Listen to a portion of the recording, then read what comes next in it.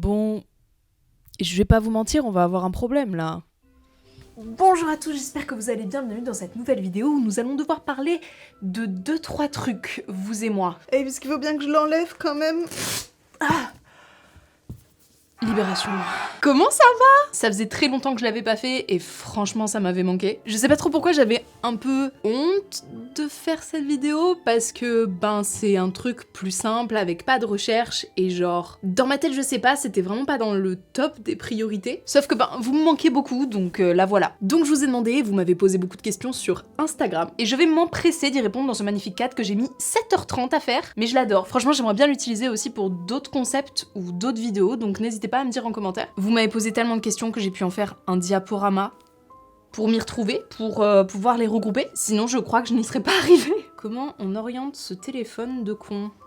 Regardez, c'est bon, j'ai la présentation. On commence par la catégorie qui a été la plus demandée, à savoir les « Et tu savais pour ». Une question qui est beaucoup revenue, c'est comment je choisissais les thèmes des « Et tu savais pour », savoir quel film je prends. Et en fait, je fonctionne qu'à la sérotonine, donc je vous avoue que je choisis dans les films que j'aime et que j'ai envie d'explorer. D'ailleurs, il y avait une autre question liée à ça qui était comment je trouvais mes infos. La première étape après avoir choisi le film du « Et tu savais pour », c'est d'aller fouiller dans le making-of. En fait, pour moi, c'est impératif parce qu'il faut que je sache ce que les gens de base connaissent par potentiellement le DVD commercialisé. Il y a plusieurs versions de making-of en fonction des années et en fonction des pays. Donc moi, ce que je fais en général, c'est que j'essaye de trouver différentes années pour un making-of. Par exemple, les films dans les années 90, ils avaient des making-of, mais tellement riche, genre vraiment il pouvait y avoir parfois 5 heures, 6 heures de bonus comme si de rien n'était, alors qu'aujourd'hui on va être plus sur du 1h30, 2 heures, ce qui parfois peut être un énorme manque d'informations. Ensuite la deuxième source qui est plutôt intéressante, après avoir épluché tous les pays etc, ce qui déjà peut prendre beaucoup de temps, c'est d'aller dans les commentaires audio des réalisateurs, réalisatrices et des producteurs, productrices, et des animateurs, animatrices quand c'est pour de l'animation. Du coup de voir le film en même temps qu'il parle, très souvent ils lâchent des petites infos et ils lâchent des indices sur des plus grosses infos. Parfois ils parlent, ils font des vannes sur des trucs qui sont passés en interne, après c'est à moi de aller fouiner et d'aller trouver les autres sources par des interviews parfois qu'ils ont pu donner. C'est vraiment un travail de fourmi au niveau de l'information, mais j'avoue que pour les films les plus récents c'est hyper cool parce que du coup il y a énormément de formats qui se font autour des secrets de tournage. Je pense notamment à Vanity Fair qui a ce truc de breakdown, une scène à chaque fois avec des réalisateurs, réalisatrices et acteurs, actrices que je trouve trop cool. Genre vraiment je suis jalouse de fou de ce format parce que pour moi c'est hyper précieux en fait qu'ils aient cet espace là pour expliquer des choses et surtout ça a une visibilité de dingue donc c'est vraiment trop bien. Le plus dur dans les Tu savais pour c'est surtout le choix parce que je ne peux pas tout dire. Tout dire déjà ça serait pas légal et plus loin que ça moi-même il y a des informations que je trouve pas intéressantes donc je vais pas venir vous en parler en mode oh là là quelle dinguerie alors que j'en ai rien à foutre. Et parfois aussi c'est un peu déchirant parce que juste j'ai trop d'informations intéressantes et je suis obligée d'en supprimer et c'est pour ça que souvent dans la description vous pouvez voir il y a des anecdotes en plus, c'est des anecdotes, je suis pas arrivée à les caser et juste si vous êtes curieux, vous avez ça en plus, on sait jamais. Et une fois que j'ai tout ça dans les cartons, en fait moi je vais venir trier les informations, les mettre dans l'ordre, donc ce que je fais en général c'est que je fonctionne par post-it. J'ai toujours fait ça toute ma vie parce qu'en fait mon cerveau fonctionne comme ça, j'imagine, j'ai besoin de voir la généralité pour pouvoir tout mettre dans l'ordre et c'est là où ça devient intéressant et où moi je peux venir vraiment storyteller toute l'histoire du film et vous servir les infos aussi de manière intéressante parce que c'est bien beau d'avoir des infos qui sont hyper croustillantes ou hyper drôles et tout, mais si tu sais pas les présenter et si tu sais pas dire les choses comme il faut dans le bon ordre et tout, ça a beaucoup moins d'impact et la vidéo est beaucoup moins bonne, je trouve. C'est franchement une de mes parties préférées dans les Tu savais pour, de arriver à mettre toutes les infos dans l'ordre comme si c'était une sorte de puzzle géant. C'est une de mes étapes préférées. C'est aussi l'une des plus longues, mais c'est une de mes étapes préférées. Et aussi, ça prend beaucoup d'espace, donc c'est pour ça que j'ai un bureau qui est assez géant, parce que ça prend vraiment tout mon bureau, et après moi j'ai juste mon petit clavier à côté pour retaper les infos et commencer à retravailler mon écriture, et à la fin, écrire le Et tu savais pour en entier. Et après arrive l'étape du tournage, où je me mets dans une position assez atypique. Voilà, c'est comme ça que je le décris à mon kiné en tout cas. Donc pour répondre à la question, honnêtement, t'as pas mal au cou et au coude quand tu fais tes vidéos dans cette position?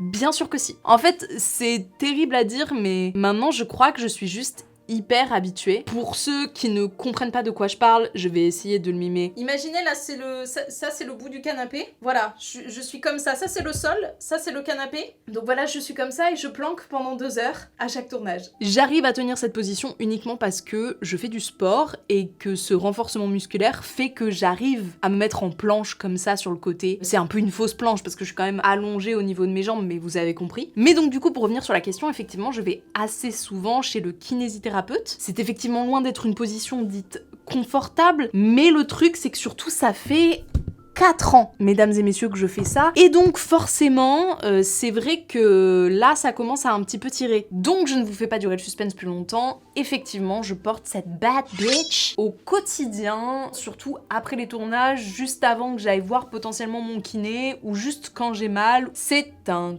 collier cervical qui est assez souple. Celui-ci n'est pas rigide volontairement parce que ma situation n'est pas encore catastrophique. Donc ça se met, vous le voyez bien là, ça se met comme ça. Écoutez, c'est pas mal. Cela étant dit, clairement mon kiné m'a dit, madame, la prochaine fois c'est un collier rigide. Un collier rigide ça veut dire que vous pouvez rien faire. Un collier rigide ça veut dire que vous mettez la clé sous la puerta. Tout ça pour vous dire, je vais pas faire un et tu savais pour par semaine. Navré, on oublie l'idée, ça fait depuis le début de ma chaîne que je le fais pas, on va pas commencer à le faire maintenant. Voilà, c'était juste pour vous dire ça. J'ai aussi ce truc avec mon coude où du coup en fait, vu que je suis au sol, désolée, peut-être que je casse un mythe, je ne suis pas vraiment sur un canapé, c'est un trompe-l'œil que j'ai fait. Et où du coup après les tournages, je me retrouve avec une sorte de brûlure au coude parce qu'en fait j'ai un coussin en dessous de moi et ça se répare assez vite car je suis jeune. Mais il faut quand même que je fasse un petit peu attention parce que à force en fait je risque de juste me faire vraiment très très mal. Cela t'étant exposé, cela t'étant dit, j'aime toujours autant faire des tu savais pour et j'aime toujours autant raconter des anecdotes de tournage. Donc ça m'embêterait de juste par des aspects de santé entre guillemets et de cadrage de devoir arrêter un truc que j'aime.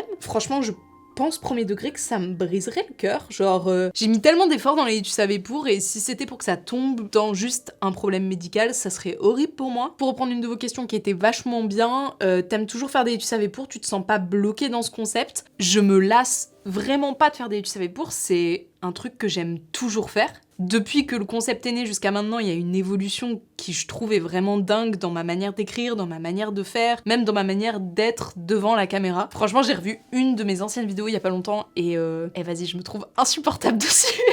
Maintenant, ça va beaucoup mieux. Franchement, je trouve que je suis beaucoup plus moi en fait. Et plus loin que ça, j'adore toujours autant les secrets de tournage, j'adore la fabrication des films, j'adore découvrir des choses sur des films que j'aime, j'adore connaître des choses sur des réalisateurs, des acteurs, des actrices, des gens qui travaillent sur les sets justement, qui sont dans l'ombre, dont je mets le travail en valeur. Pour moi, ce que je fais, c'est genre le top de ce qui est valorisant pour des gens qui travaillent sur des sets de films. Et je suis hyper fière des tu savais pour. Le truc qui me fait me dire que je ne me suis pas lassée, c'est que j'ai toujours la même étincelle quand je trouve une bonne info sur un film et que je suis là genre mais non, c'est pas vrai. Genre vraiment je suis toujours dans le même état d'esprit que quand j'ai commencé à faire ce format-là. Et ça je trouve ça hyper précieux que ça ait pas changé parce que ça aurait pu vraiment dériver dans un truc où c'est mon taf et donc du coup je prends plus de plaisir et c'est nul et c'est pas le cas. Donc vraiment je chéris ça de fou et j'espère aussi que vous aimez toujours autant. En revanche ça c'est un truc qui me fait beaucoup douter ces derniers temps, c'est que bien évidemment, je fais moins de vues qu'avant, comme n'importe qui sur YouTube de manière générale. Du coup, ouais, j'ai eu des moments de doute cette année où je me suis dit quand même, est-ce que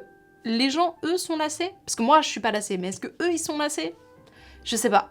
C'est à vous de me dire ça, vous me direz dans les commentaires. Maintenant, c'est pas parce que je me lasse pas que ça veut dire que j'ai pas envie de faire des nouvelles choses et des nouveaux formats potentiels pour la chaîne. Ce qui est d'ailleurs l'objet de beaucoup de questions, je pensais vraiment pas. Est-ce que j'ai envie de faire des nouveaux formats sur la chaîne? Des nouvelles choses, des choses qui ressembleraient peut-être à du documentaire. Il y en a beaucoup qui se sont demandé si je voulais faire de la fiction, ce qui, je vous avoue, m'a beaucoup étonnée de votre part, mais d'accord. Donc à la question, as-tu envie de créer un nouveau format? Est-ce que tu as des pistes pour un nouveau format? J'ai envie de vous dire, j'ai pas vraiment une idée de format précis, mais j'ai envie d'explorer d'autres thématiques autour du cinéma. Oui, bien sûr que oui. Il y a quelqu'un qui me demandait si je voulais faire de l'actu ciné. Non, jamais de la vie, genre vraiment, c'est pas du tout mon truc, c'est pas du tout ma patte, c'est pas du tout quelque chose que j'aime de faire de l'actu ciné, je me verrais pas du tout faire ça parce que je suis pas journaliste. Ça serait pas un nouveau format dans l'idée de quelque chose qui serait aussi récurrent que les et tu savais pour, avec un nom, avec cette typo qui est caractéristique, avec un générique comme j'ai pour les et tu savais pour jour, je pense pas. En revanche, faire des vidéos qui reflètent une thématique que j'étudie, ça totalement. Mais j'ai envie de faire des choses où il y a de la thématique cinéma, mais c'est aussi plus créatif, où il y a potentiellement plus de réa à faire, plus d'écriture à faire, avec des gens aussi, et donc avoir un travail aussi d'équipe qui est beaucoup plus intéressant pour moi, parce que quelque chose que j'ai compris cette année en tout cas, c'est que je ne veux plus travailler toute seule sur ma chaîne, ça ne m'intéresse plus, c'est quelque chose que j'avais déjà abordé vite fait dans ma FAQ de l'année dernière, mais c'est vrai que genre, être seule sur tout le temps, c'est hyper pesant en fait, et je me rends compte que c'est pas la manière dont je veux vivre ma vie. C'est assez piégeux parce que j'ai eu le syndrome de la cabane pendant le Covid, et donc du coup pour m'en débarrasser ça a été très compliqué, mais je me rends compte que ça m'a rendue hyper malheureuse en fait, et que aujourd'hui pas travailler avec des gens c'est pas ce que je cherche. J'ai totalement dérivé de la question, c'est un enfer. J'ai vraiment beaucoup d'idées, mais je vais être honnête avec vous, j'ai aussi pas nécessairement les moyens de mes ambitions à l'heure actuelle. Et j'ai beau savoir qu'on est sur internet et qu'on fait les choses avec pas nécessairement beaucoup de moyens, qu'on est hyper inventif, il y a des choses, si je les mets pas en scène comme je veux, avec les moyens que j'ai en tête, bah je préfère pas le faire en fait. Pour moi ça serait un peu salir ce que j'ai dans le cœur et salir la qualité de ce que je pense être capable de vous proposer. C'est pas du perfectionnisme, je vous vois venir, c'est vraiment genre, juste j'ai envie que ça soit ce que j'ai dans la tête en fait, j'ai envie que vous puissiez voir ce que j'ai dans la tête, j'ai juste envie de bien faire les choses je crois. Ça me touche beaucoup parce que dans cette question là, il y a aussi des gens qui demandaient si je voulais faire de la fiction, si je voulais retourner à la fiction. Pour ceux qui le savent pas, je viens de la fiction, de base je suis une meuf qui écrit de la fiction, qui réalise de la fiction, et c'est vrai que c'est quelque chose qui me manque énormément. En vrai, j'adorais en refaire, mais juste, les gars, ça coûte tellement cher. Je sais pas si vous vous rendez compte, un projet fiction, jusqu'à combien ça peut monter, mais même pour des trucs qui sont pas si ambitieux, moi j'ai vraiment l'impression que, si j'ai les moyens, ça veut dire qu'il faut que je consacre plusieurs OP à ça, et là, cette année, franchement, c'était pas possible du tout. J'avais tellement une vision court terme sur tout, j'ai eu vraiment du mal à me structurer, chose qui était un peu mon but de cette année. Maintenant aussi, il faut se dire un truc, c'est que, je suis quand même plutôt jeune, je suis encore dans ma vingtaine, donc j'aimerais avoir le temps d'expérimenter encore plein de choses avant de forcément aller là-dedans. Je sais pas, je me sens encore un peu vulnérable de vous en parler. On verra peut-être plus tard, affaire à suivre. Et justement, un des partenaires qui veut soutenir la chaîne, et merci à eux, c'est Incogni. Incogni, c'est un service de protection de données en ligne qui vous permet de reprendre le contrôle sur vos données personnelles. En fait, à chaque fois que vous vous inscrivez quelque part sur internet, ou même juste que vous traînez sur des sites, vous laissez derrière vous une tonne d'infos. Votre pseudo, mail, numéro de téléphone, vos centres d'intérêt et surtout vos habitudes de consommation. Au fil du temps, toutes ces infos sur vous, elles s'accumulent et elles peuvent se revendre très cher, notamment auprès des courtiers en données, qui sont des entreprises spécialisées dans la vente et la collecte de données pour les revendre aux clients au plus offrant. D'où les pubs ciblées hyper chiantes et les courriers indésirables. Voire même dans le pire des cas, une usurpation d'identité avec votre numéro de sécu. Alors en soi, on pourrait demander à ces courtiers de malheur de supprimer les données sur nous. C'est la loi en Europe avec le RGPD. Vous pouvez demander à retirer tout ce qui vous concerne sur internet, mais ça serait très long et chiant à faire seul en sachant que Incogni peut s'en occuper. En faisant toutes les démarches à votre place. Vous vous inscrivez, vous renseignez vos infos, et il se charge d'effacer toutes vos données vous concernant. Tout est automatisé en plus, donc il répète ces étapes régulièrement. Comme ça, même si les courtiers rechopent des données sur vous, Incogni s'en charge directement. Vous avez même un espace sur votre dashboard pour suivre tout ça, et vous rendre compte de la masse de données qui a été collectée et supprimée. Si ça vous intéresse, il y a une grosse réduction sur l'abonnement annuel de 60%, avec le code Clara, ou en passant par mon lien dans la description. Back to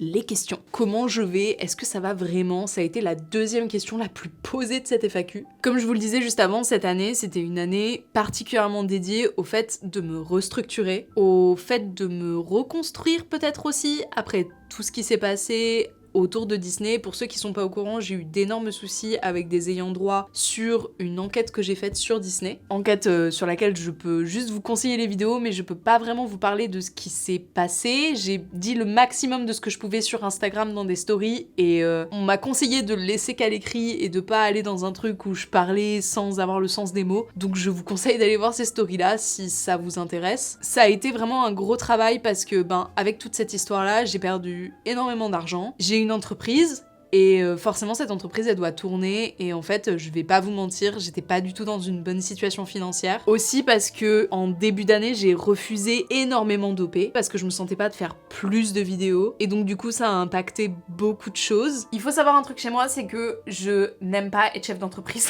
C'est hyper tabou, surtout que je suis une meuf, donc il y a beaucoup de meufs qui sont en mode girl boss et moi je suis vraiment genre libérez-moi de la paperasse. Donc je me suis sentie vite dépassée. J'aime bien parler avec les marques et tout, savoir quelle est la stratégie, comment je peux intervenir là-dedans, donner des conseils pour être pertinente et tout ça, j'aime bien. Bon, la partie chiante, non, malgré toutes ces difficultés, il y avait un projet qui me tenait à cœur cette année, c'était de retourner après 6 ans en Corée du Sud. Si vous ne le savez pas, j'aime la Corée du Sud comme j'aime ma maman. J'adore la Corée, j'adore la culture là-bas, j'ai des amis qui habitent là-bas. J'ai fait mes études, j'ai fait une double licence qui parlait de coréen et de civilisation coréenne. Et du coup, ça me tenait vraiment à cœur de faire une vidéo là-bas, de pouvoir emmener quelqu'un avec moi. J'étais trop contente de ça. Et pour répondre à la question, quel est le projet que j'ai le plus kiffé et qui pour moi a été un aboutissement, c'est clairement la vidéo sur le cinéma coréen, sur le cinéma nord-coréen. Franchement, c'était trop bien d'être là-bas. À la minute où on a posé le pied à Séoul, j'ai vraiment pris conscience de la chance que j'avais d'être vidéaste, réalisatrice, créatrice de contenu, on s'en tape du terme.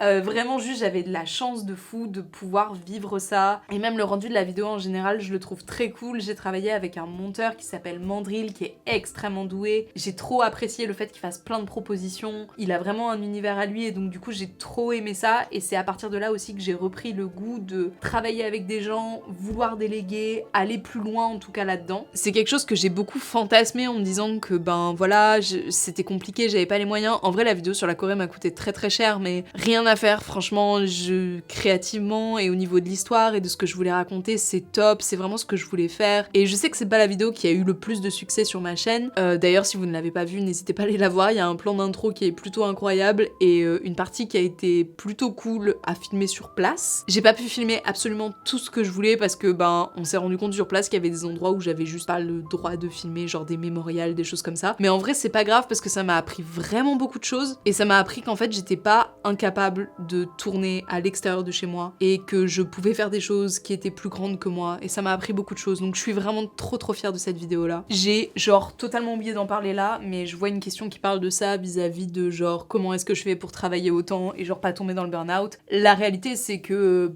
j'en ai fait un après Disney, donc je dirais fin 2023 jusqu'à début 2024. C'était très dur parce qu'en fait pendant très longtemps j'ai pas voulu aller voir un médecin juste pour poser des questions et savoir si c'était ça. J'ai été vraiment dans le full déni en mode mais non mais pas du tout, j'ai juste besoin genre de une semaine et je vais m'en remettre et en fait à chaque fois que j'ai essayé de me remettre au travail je pleurais, du coup vu que je pleurais je pouvais pas tourner et vu que je pouvais pas tourner je pouvais rien poster, enfin vous voyez le cercle vicieux et jusqu'à encore très récemment j'estime à titre personnel que j'étais encore dans des mécaniques de burn-out total où je sentais que ça surchauffait encore. En fait c'est dur de donner des dates parce que le burn-out, souvent tu glisses sans t'en rendre compte et après il y a un point où ça bascule et c'est à ce moment-là que tu te dis ah merde c'est la merde et après tu continues à faire des trucs parce que t'es un peu dans le déni et après ça revient vraiment comme une deuxième claque. Franchement même encore aujourd'hui j'ai des séquelles de ça. J'ai eu vraiment du mal à me dire ok t'as été en burn-out et à l'admettre. Bizarre mais je sais pas pourquoi ma psyché fait que j'arrivais pas à me dire non mais ça peut te toucher aussi en fait. Mais maintenant du coup ce que ça m'a appris c'est à reconnaître les signes quand je suis dépassée, quand je suis surmenée, à pas avoir cette mentalité de merde de me dire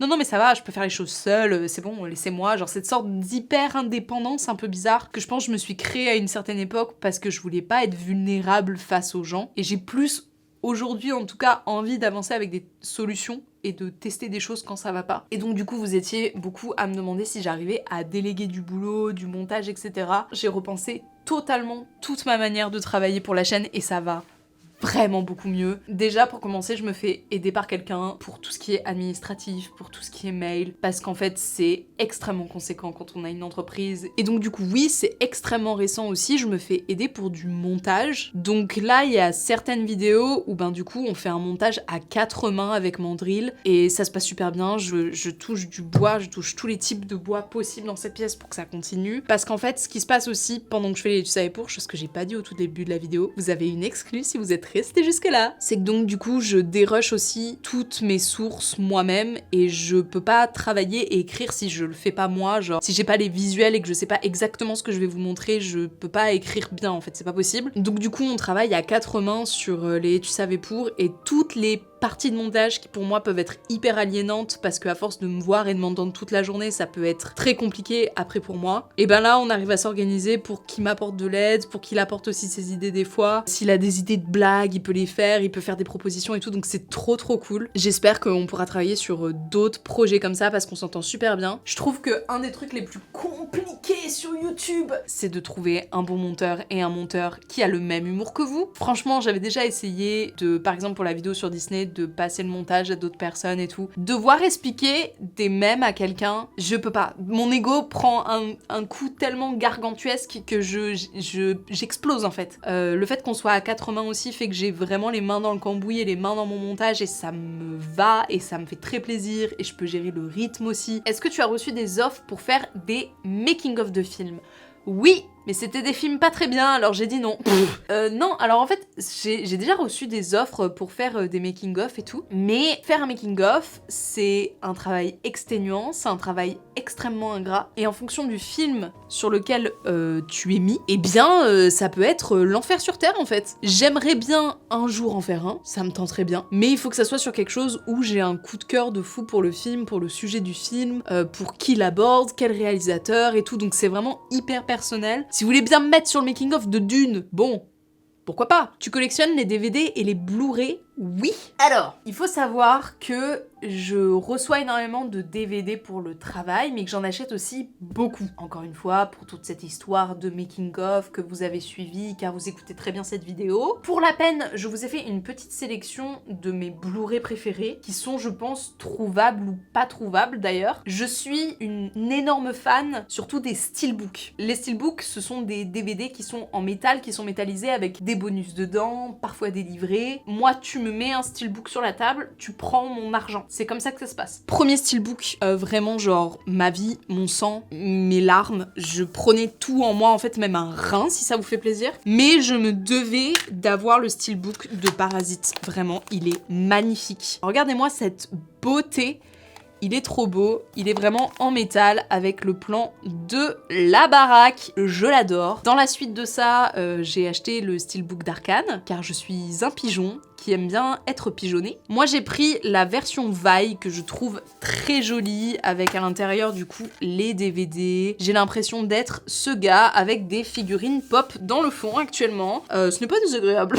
On continue pour le coup, ça a été un cadeau. C'est pas vraiment un steelbook, mais c'est plus ou moins la version de luxe de In the Mood for Love de Wong Kar-wai. J'aimerais trop vous parler de ce film. N'hésitez pas à me dire en commentaire si ça vous dirait que je vous en parle parce que la fabrication de ce film et toute la signification de ce film est incroyable. Eh bien, nous avons ici un livret avec énormément de photos. Wow, attendez, est-ce que YouTube va pas me ban sur des trucs là ? Attendez, je vous montre des photos montrables. Donc, vous voyez par exemple des photos du film. Il y en a énormément. Et bien sûr, on a une pochette comme ceci, qui est trop belle. Moi j'adore les objets de collection, hein. Faut savoir ça, chez moi c'est vraiment terrible, je suis une putain de matérialiste des objets de co, vous me mettez un bel objet, il est à moi. Voilà, à l'intérieur ça ressemble à ça, c'est vraiment incroyable, je l'adore. Ensuite, bien sûr un classique, chantons sous la pluie de lait, parce que si vous ne le savez pas, c'est du lait mélangé à de l'eau pour que la pluie ressorte. J'adore Singing in the Rain, c'est vraiment un de mes films préférés ever. Depuis que je suis toute petite, je danse des claquettes sur Singing in the Rain et toute autre chanson. Tell Moses supposes or roses or toes or Moses supposes erroneously. Étant cette cinéphile insupportable, je casse les couilles aux gens avec ce film. Regardez-moi ça.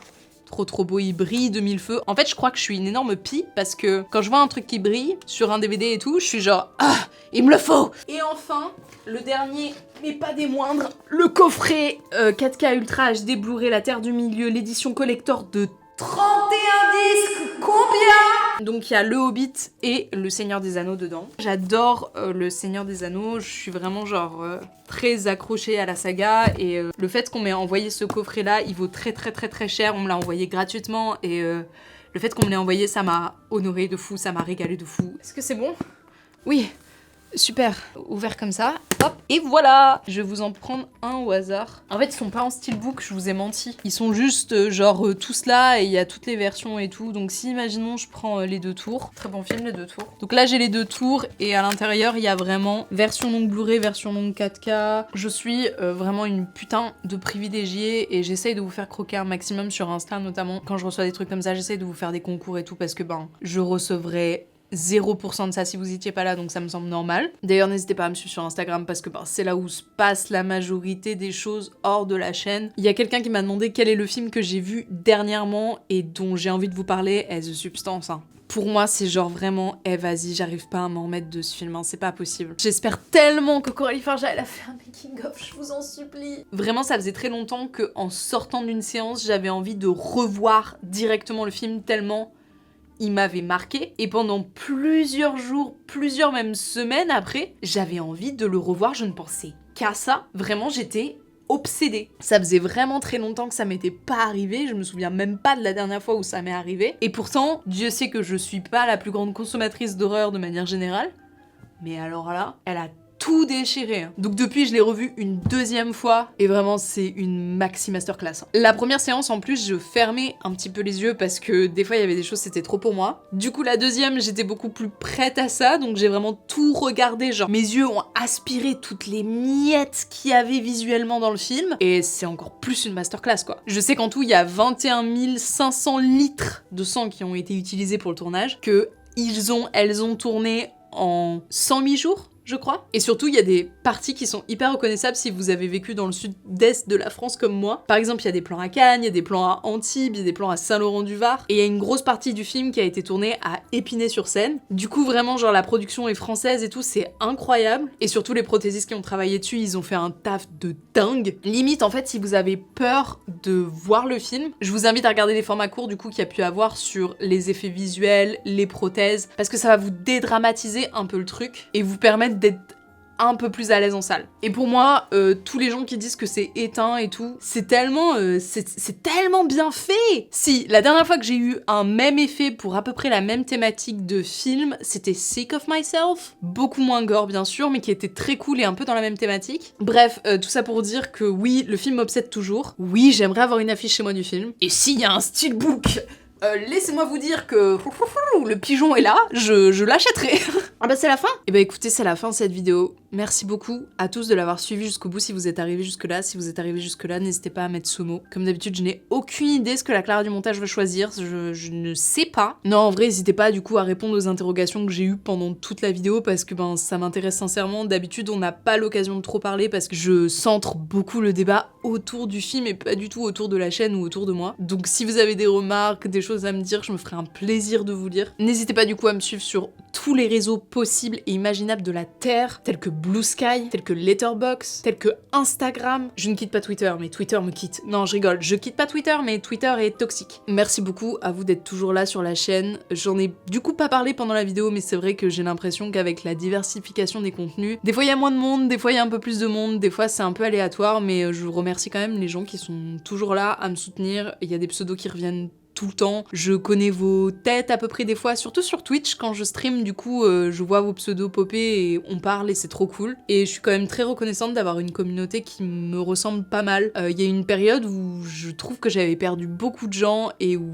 en fait, j'avais l'impression que les gens voulaient plus me voir. Ou du moins que c'était une sorte de nouvelle forme de communauté, des nouvelles communautés qui venaient me voir et c'était pas ma communauté et ça me faisait un peu chier. Mais à l'heure actuelle, j'ai l'impression que, dans les gens qui sont là depuis longtemps, ou même dans les nouveaux gens qui arrivent et qui rejoignent la communauté, vous êtes super gentils les uns envers les autres, je vous vois dans les commentaires répondre aux questions des uns et des autres, donner vos recos et tout, vous êtes trop mignons. J'espère quand même que cette communauté grandira encore et encore avec le temps, mais déjà, dans les gens qui sont là, vous êtes trop cool, donc merci d'être là, merci d'exister. Si la vidéo vous a plu, n'hésitez pas à mettre un pouce bleu, n'hésitez pas à me dire en commentaire si vous aimez bien ce décor là aussi, si jamais aucune de mes préoccupations ne vous ont préoccupé. J'avoue que je pense qu'il faut un autre petit spot de lumière en face de mon visage pour que ça soit un peu mieux éclairé, mais globalement j'aime trop, genre c'est méga cosy. C'est méga cosy et je n'ai même pas mal au cou. Bien joué! J'espère que vous serez là encore pour tout ce qui va se passer en 2025. Et moi je vous dis à bientôt pour une prochaine vidéo. Salut!